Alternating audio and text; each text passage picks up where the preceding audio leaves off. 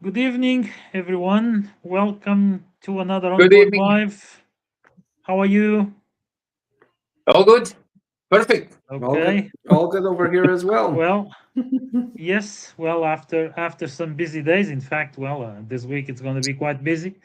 But here we are for another Unplugged Live session, and I'm going to open the topic for today, as I posted that Portugal Unplugged just a few minutes ago, and.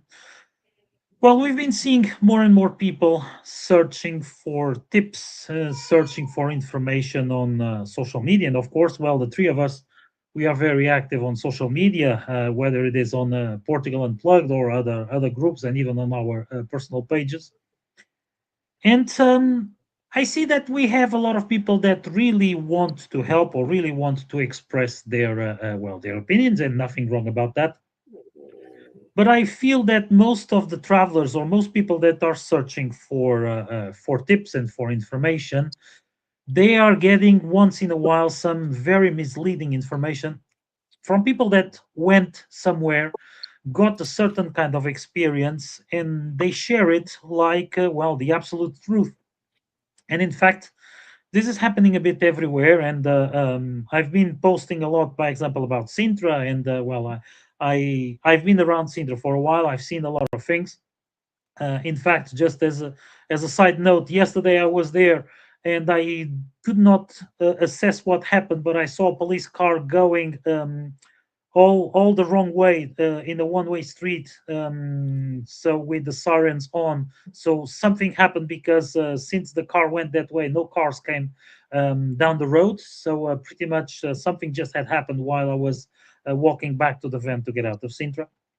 And this is happening a bit everywhere. Situations that just happened, like one-time event or one-time situation, or someone that was lucky to find this kind of happening here and there, and then shares it as it would be the absolute truth, and it ends up misleading a lot of people. And this happens by example of going to a place and being not so crowded because it was just a lucky bunch. While normally the place is crowded, finding parking here and there, while most people say don't go there because you will have hard time finding parking, and a few other situations. And I really wanted to talk a little bit about several possible examples that probably you know as well, that we know that sometimes end up taking people to follow that, and people end up falling into these situations and of course getting frustrated. And I'm going to take the example about this exact case about Sintra. Sintra is becoming quite popular. Sintra is becoming, a place that a lot of people still want to go there and drive their cars, their rental cars, their private cars, and to visit everything on their own. Nothing wrong about that. But in fact, the parking has become way more limited. And with the new recent rules, there's a lot of things that cannot be done and cannot be followed because the rules don't allow it to be that way. And about the parking, I posted recently on the Portugal Unplugged about the alternative parking to take the shuttle bus. That parking lot is still empty, and most people keep following the advice that has been posted last year or several years ago, and people keep on repeating that. People still follow the advice of going to the parking lot at São Pedro de Sintra, the Dom Fernando II Square, park the car over there, and then visit on their own. And in fact, more and more people are really seeing the parking lot getting full. More and more people are really seeing the situation getting harder. The locals are getting fed up with not having where to park their vehicles, and there's a few businesses over there and restaurants. And in fact, some of the restaurants already, I heard complaints about people saying our guests don't come here anymore because they don't have anywhere to park. And this information is being shared still everywhere.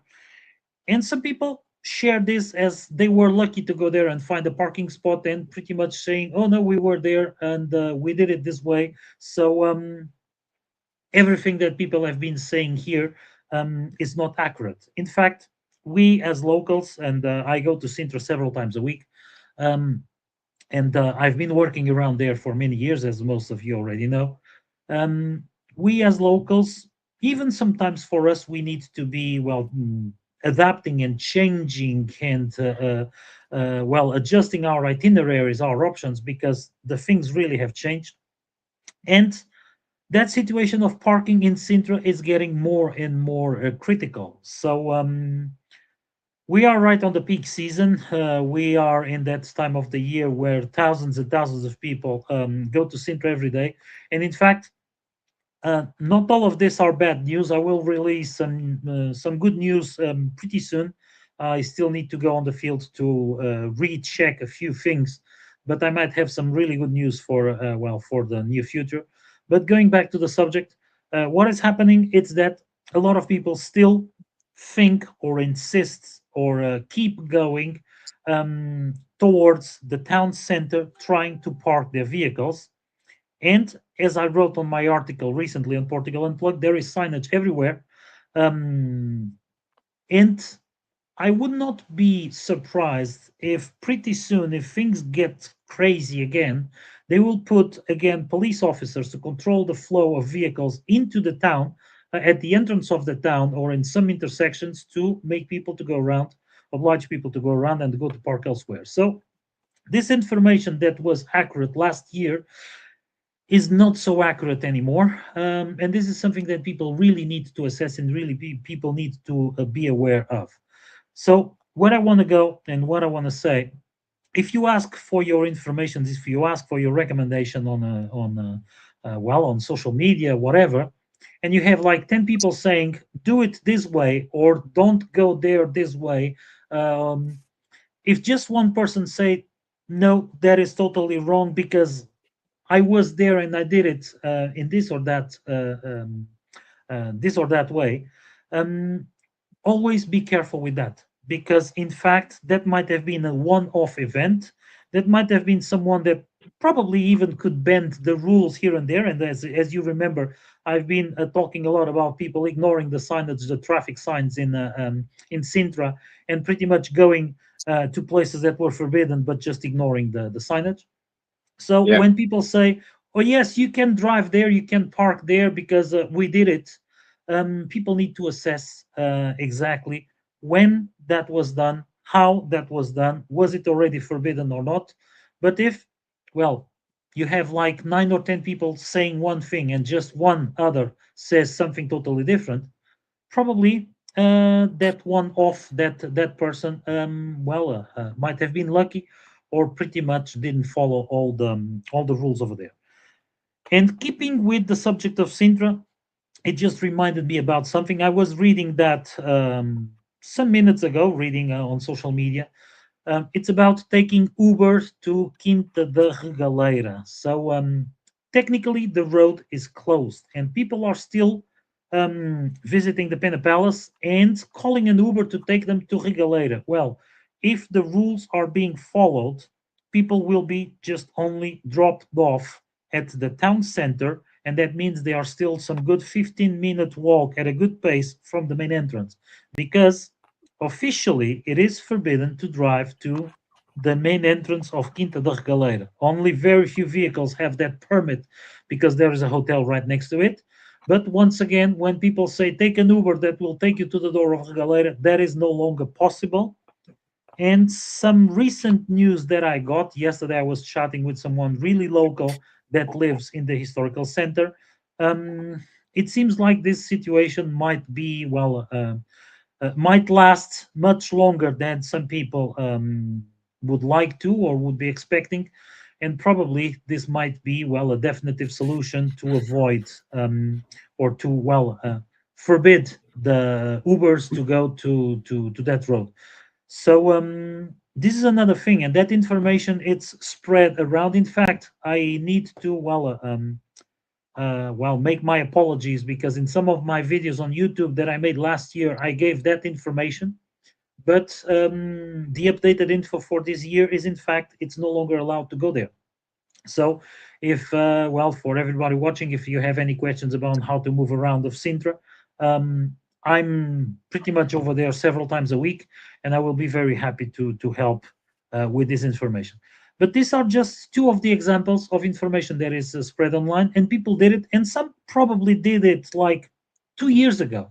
I'm just remember another thing, and um, a few weeks ago, probably a couple of weeks ago, someone was talking in a post about the price of transfers from Lisbon to Porto, and someone just said, "Oh, that's too expensive because we paid this amount." And the person just said, "Yes, 2 years ago we paid this amount." Well, the reality of 2 years ago for today, it's totally different. Okay, the running costs, fuel costs everywhere has gone up 20, 30, 40%, if not more than that. So you cannot trust or you cannot rely on someone that says we did it for this price, but they didn't tell it was 2 years ago. And this is in fact an information that I see well constantly being spread here and there. People that did it in a certain way, but they still feel the need to express themselves with information that is not up to date.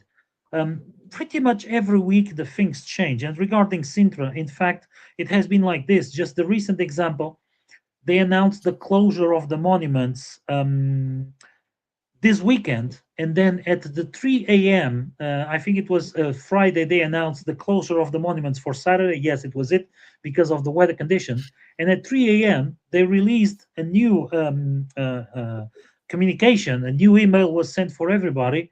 Due to the change of the weather conditions, the monuments will be open. So things do change sometimes in a couple of hours. So the only way to rely on the only way to have reliable information is in fact from the people that have their boots on the ground, for the people that are constantly on the field. And in fact, I feel that some people sometimes get their plans totally frustrated because they just base themselves in information that was inaccurate. I've been saying this, whether it is with me or not, because all of us, we have our tour businesses to run, but whether it is with me or not, what I really want is people to have a nice experience. What I really want is people to go back home and say, "Oh, we had a great time over there." Of course, I would love to be part of that joyful moment, but at least I'm here to help to provide information that is up to date and accurate when possible. Because even well, I'm not there constantly, but I try to keep myself informed for what's going on very frequently. And what I really wanted to people to go back home and say it was worth it. We loved it. We enjoyed it. And well, sometimes people go there and they just follow certain trends or certain, well, I would say messages or information, or whatever, and they end up missing a lot. And for me, well, it's sad to see people just wasting their time and money to get well just very little um, of what they could have had. It's like you went to a fine dining restaurant, and I'm not the biggest enthusiast of fine dining at all, okay? But they just gave you, well, the starters menu. They never showed you the menu of the full meal. And then you felt, yeah, well, it was not worth it because we left the restaurant and it was not worth it. We were starving. So sometimes it's a little bit like this. People get just so, well, um, very little information and sometimes inaccurate that they end up missing the whole thing or the whole purpose of a place because they just didn't know about it. And that's what we try um, to have people to understand that to see the big picture instead of just seeing the little details, the little things that everybody posts about. Well, I know I've been talking and talking around here. I know that probably, Gabriel, you have some interesting topics about this because if Sintra is a place where this happens constantly in the Algarve, I truly believe that it's the exact same thing. No, no, this is a paradise. Nothing goes wrong here. I mean, seriously, I was listening you, and sometimes I notice, right? It looks like we are sometimes even a bit frustrated, which is not the case. We are. This is our job. This is our life. We live this in a daily basis. We wake up in the morning. We check our social media, and we've been seeing all these people coming out with all these advices, tips, suggestions, and if I have to be very honest, I would say 80-90% is just noise. I know this sounds a bit like, wow. So who are you, Gabriel? You are looking like you are a bit entitled or so. It's not the case. We live here. We breathe this industry and our country. We definitely know more, way, way more. But okay, everyone is entitled to their opinions. But we know there's a world nowadays, especially since I don't know, ever since 15, 20 years ago. But now it's much stronger than ever. I mean, we look to all these groups related with Portugal, I'm just going to talk about the Algarve. There are endless groups and pages, Hmm. endless influencers everywhere. Local people, people from all different towns of the Algarve, uh, um, um, immigrants, expats, immigrants, workers. So everyone now is almost like an expert when it comes to talk about the Algarve.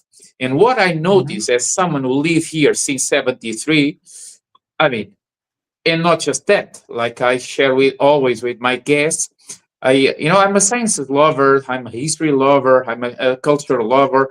I'm always trying to learn and to understand things. And I can say clearly that I don't know everything.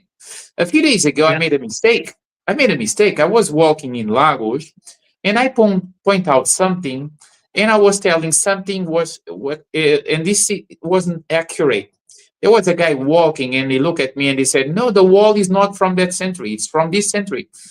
And then, yeah, well, thank you very much. I think you are right. And then I just told my guest, I think I'm doing wrong now. So I just check, and then I was wrong. Yes. Not because I don't know, but because I was just messing up.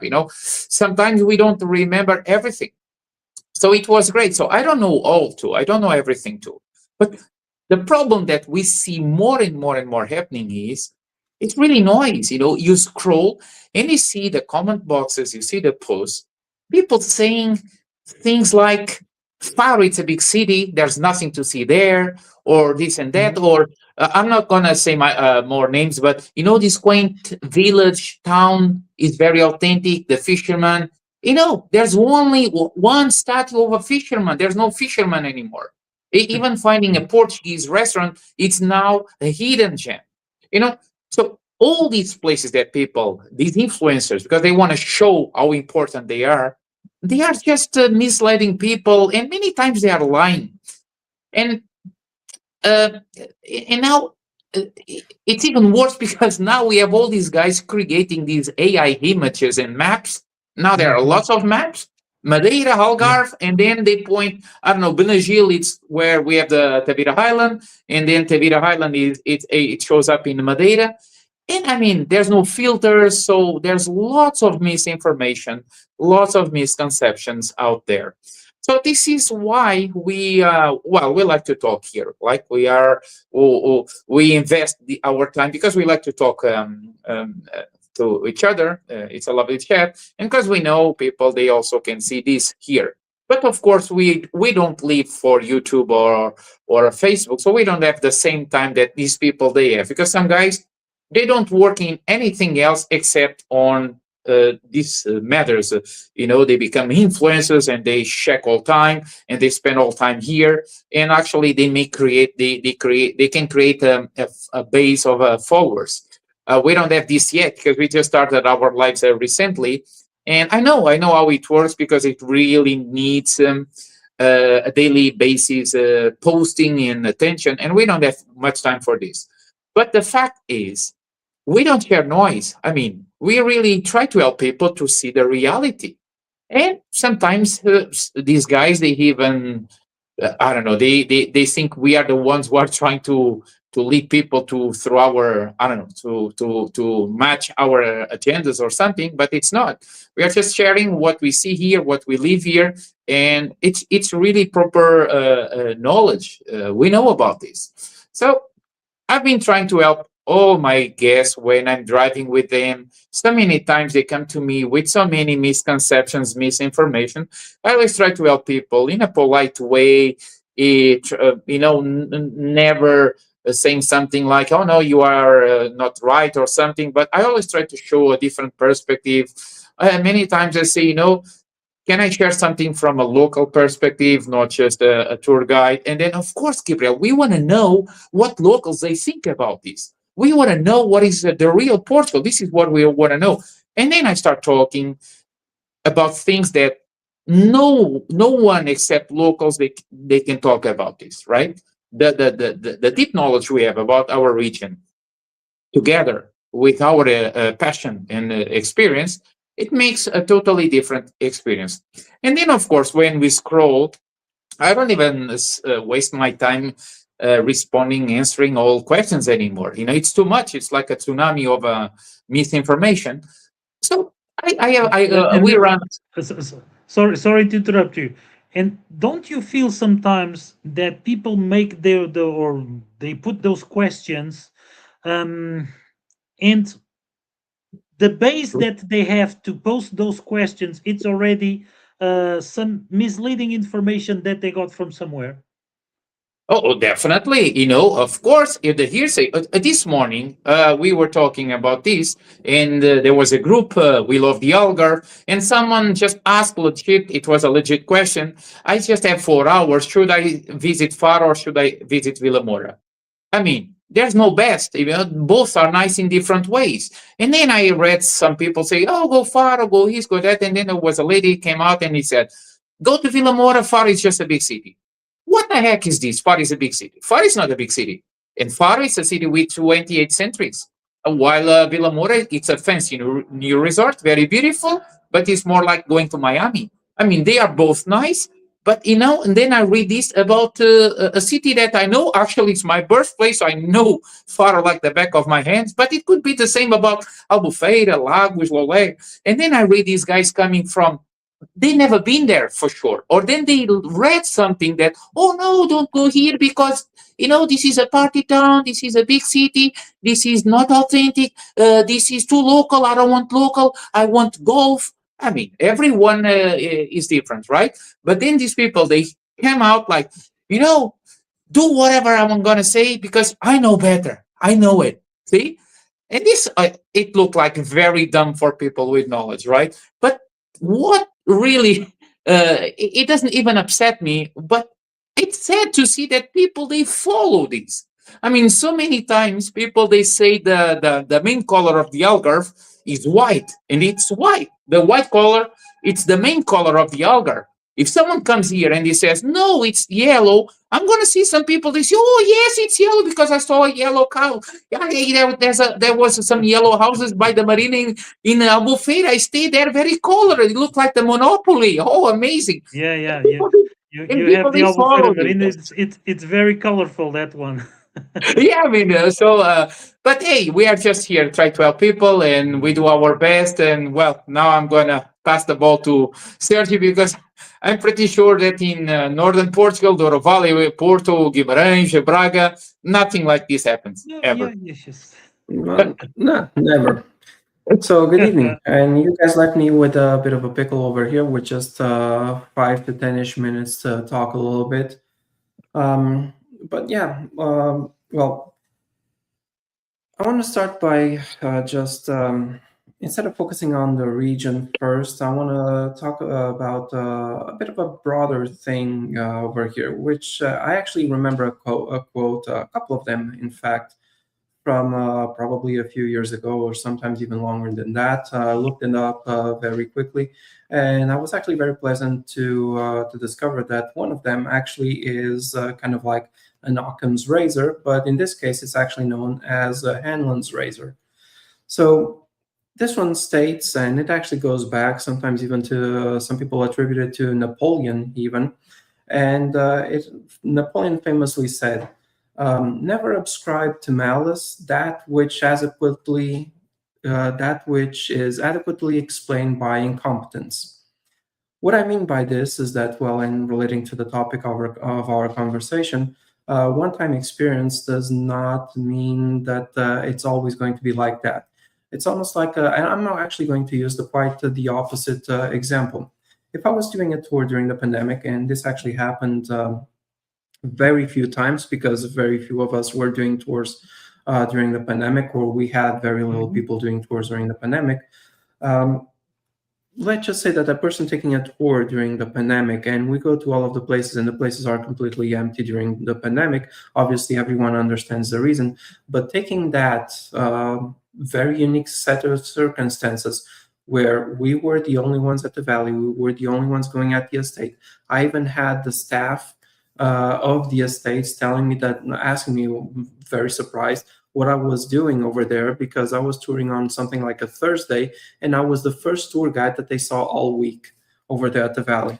So taking that as an example and extrapolating, thinking that, oh, the Douro Valley is always going to be this peaceful and quaint location. No, it's deceiving. So it's well, because people know the reasons, it would almost be malicious to be saying that the Douro Valley is very peaceful and very quaint. Same thing goes, for example, this is actually a very interesting conversation that I had with my guests last week and 2 weeks ago. And often they ask me, so when is my busiest season? And this is one of the things that you've been mentioning, Lionel. Things change from one year to the next one. Mhm. And we can never be certain of what the season is going to look like, what the year is going to look like in terms of tourism and whatnot, because regulations change. But in the other hand, also the travel patterns, they also change a little bit. Mhm. And one of the things that we've been seeing after the post-pandemic travel boom that we've experienced is precisely that the travel pattern is changing, and people are now traveling a little bit more during the off-peak season, during the shoulder season. So May, for example, tends to be even these last 2 years. May is actually been has been more busy than June, July, and August, and then we're seeing some movement picking back up again for September and October. So a lot of people, Mhm. they have this misconception that, oh, we'll travel during the month of May or September, October, travel during the shoulder season, because you still get plenty of good weather. True, that hasn't changed.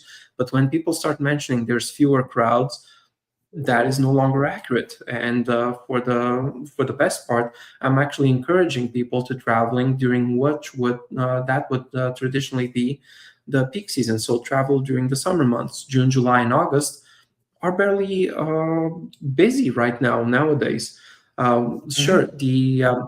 the profile of tourists that is coming and that is searching for our types of tours and experiences might be a little bit different from the ones that do the mass tourism and whatnot. So we have fewer persons traveling during or the fewer travelers that would be more likely to book with us traveling during the peak season. But for people who want and who like the type of experiences that we provide, they are probably traveling during the shoulder seasons, thinking that it's going to be a little bit more tranquil, and it's actually going to be quite the opposite.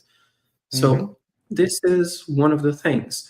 Now, the other law I mentioned, Hanlon's razor, and then there's the exception, obviously, which is called Gray's law. And this basically means that I'm just going to read it and it's going to be self explanatory. Prolonged and unresolved incompetence becomes indistinguishable from malice. It doesn't mean that even doesn't mean that the person is coming from a bad place when offering that advice. It just means that they haven't updated their information. They don't know that things have changed, and they keep repeating the Mhm. same old, thinking that it would still hold true. So at that point, when does it become when it stops being incompetence and starts becoming malice? It's when you're steering people towards less than desirable outcome, because you yourself, the person offering the advice, hasn't updated their assumptions. And that's one of the things that we do all of the time. Every year, from one year to the next, we always update what's happening.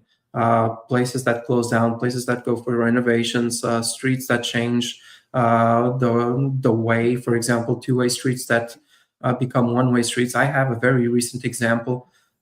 Just this morning, I went and dropped off my wife at work, and the street that we use to get to the faculty, it has always been a two-way street, but it has changed.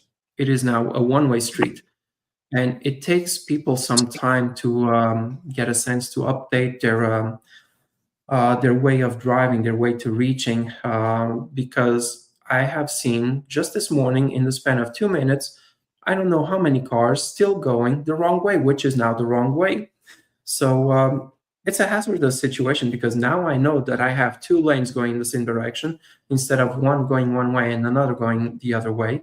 And if I take the other lane, which is now going to be very empty, I might run into a guy that is coming the wrong way, which he probably has done that, I don't know, for 5 years, for 10 years now. And all of a sudden, things have changed. So you have to update your assumptions. You have to pay attention to the roads in this case, and many other things. And a final thought, well, just because a person cooks at home, it doesn't turn that person into a chef. I like to cook at Mhm. home, but doesn't make me a professional chef, and I know that. Like for example, if you take a tour to Sintra or you've guided someone to Sintra just once, that doesn't make you an expert in Sintra. Same thing goes for the Algarve. So it's this kind of thing, because if you have that one experience, and sometimes, well, speaking of the guides, guides are really invested in improving themselves and working their assumptions and knowing the lay of the ground. They will get better over time, kind of like a vintage port does, to be honest. So it gets better Mhm. over time. But just because you did it once, you are still not an expert in that place, and you can acquire the expert status of one of two ways or both ways simultaneously. You can study long, hard onto a different certain subject. And well, I'll give you an example. Before doing tours, I used to be a swim teacher, and I had a very long certification process to be a swimming teacher. But then when I went to the swimming pool for the very first time, well, guess what? Half of the things that we were taught during those classes, I had to sort of improvise around them, and I had to find new strategies, new plays, new ways to become a better teacher, to become a better professional in that area of expertise. Same thing happens with tours. You can study, or you can have a big passion, you can be a local, and you have this intimate knowledge that you gain through accumulated years. Like, for example, Gabriel, you were born in Faro, you know Faro like the back of your hand. I was born in Porto. Well, I'm not going to say that I know Porto like the back of my hand, but I do like to say that Bigger. Porto is my home and the Douro Valley is my backyard because I've been Mhm. going to the Douro Valley for more than 30 years. I have a family house over there. I travel those roads. I went to the villages. I went to the estates, the farms. And on top of that, I now have quite a few years of accumulated experience under my belt. So I have 8 years worth of experience under my belt in guiding people at the Douro Valley. So when I say certain things about the Douro Valley, and that doesn't mean that I'm 100% right. No, like you mentioned, Gabriel, even us sometimes we can be wrong, and we just need to have this flexibility to correct ourselves, to update our information, to update our basis, and not to convey the wrong messages. And this is valid for when we are hosting people on tours. This is also valid when we are offering that information, offering some advice online as well. We try to be as accurate as possible. There are people who haven't updated their assumptions and who are offering an advice that it was valid by the time that they went to a certain destination, but they haven't checked, they haven't bothered checking if those assumptions still hold true to this day. Sometimes it does, most of the time it does, sometimes it doesn't. And you need a bit of a refresher to know that, okay, in Sintra, we can no longer operate this way. At the Douro Valley, well, this place has closed down for tours, or it has changed hands, or this schedule is no longer available, or those guys are hosting big groups or big buses during that schedule. So we need to work around that. So, and even in the Algarve, Gabriel.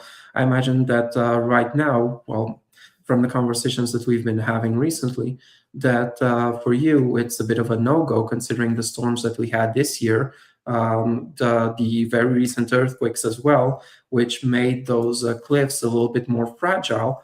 And so, even though people want to go there, our best advice, and I imagine that you have having to deal with those persons, your Yeah. best advice currently is yes, it's beautiful, but I would prefer to keep my distance from those locations, considering all the things that happened this year, this winter, etc.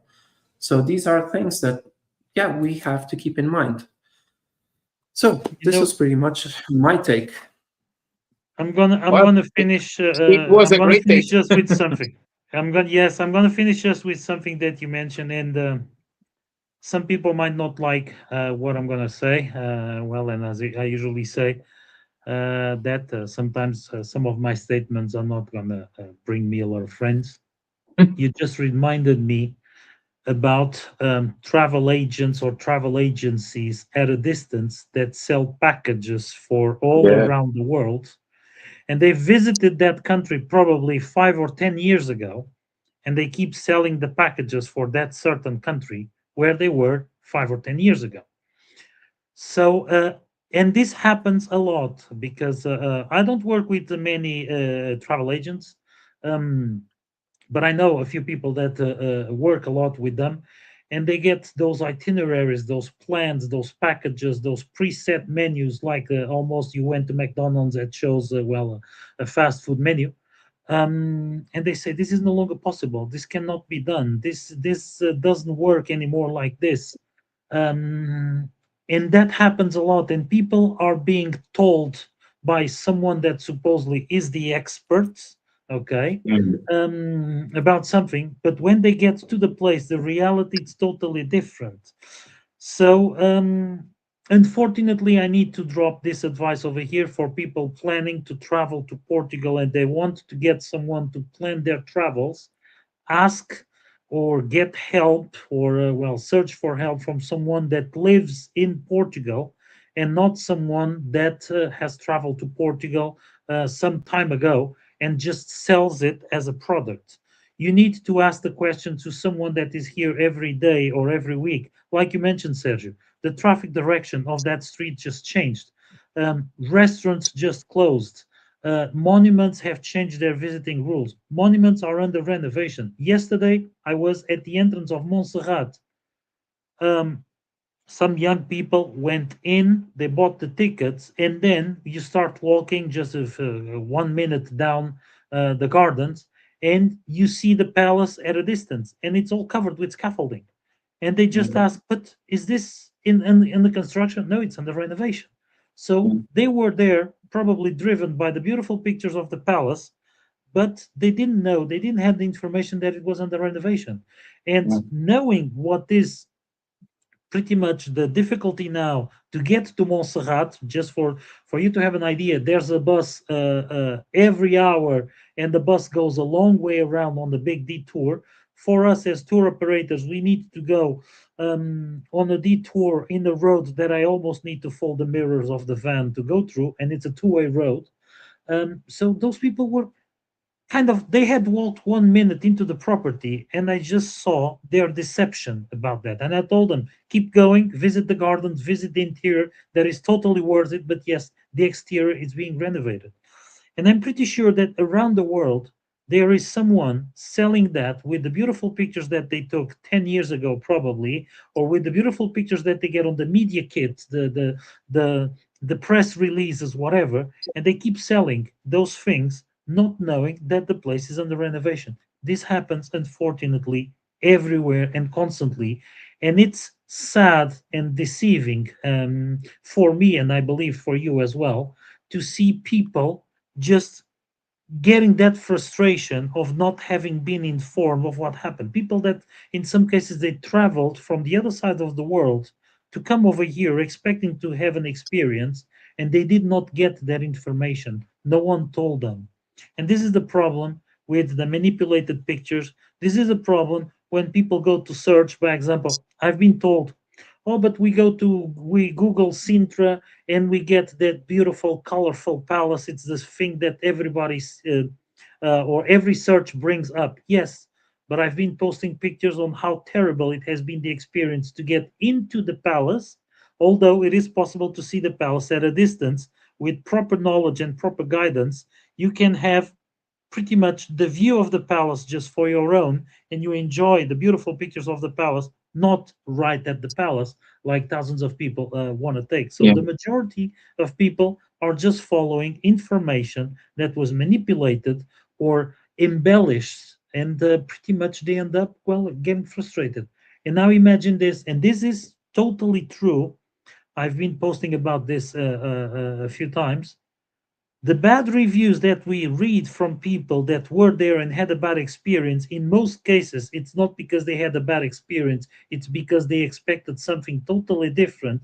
And the information they had and the expectations they had were totally different from the reality they faced. So, expectation versus reality, it's really one of the, well, very big things that can make the vacations to, well, to go totally wrong.